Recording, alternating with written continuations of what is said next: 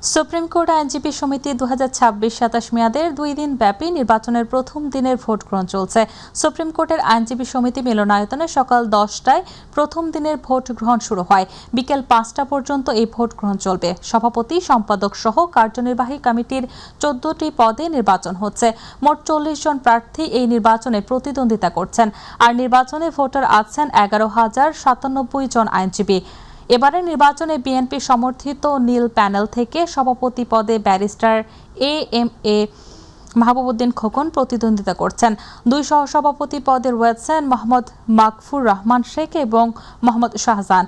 জামায়াতে ইসলামী সমর্থিত সবুজ প্যানেল থেকে সভাপতি পদে আব্দুল বাতেন প্রতিদ্বন্দ্বিতা করছেন।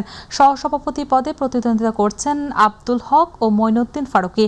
এদিকে এনসিপি সমর্থিত লাল সবুজ প্যানেল থেকে সভাপতি পদে কোনো প্রার্থী দেওয়া হয়নি। এ প্যানেল থেকে সম্পাদক পদে প্রতিদ্বন্দ্বিতা করছেন আজম হোসেন বাচ্চু।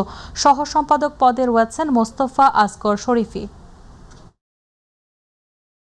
ওই পাশে এনসিপি, এইখানে জামাত, এইখানে বিএনপি, কার মধ্যে কোনো রেষারেষি নাই, গোলমাল নাই, যার যার ওয়েতে ভোট চাচ্ছেন।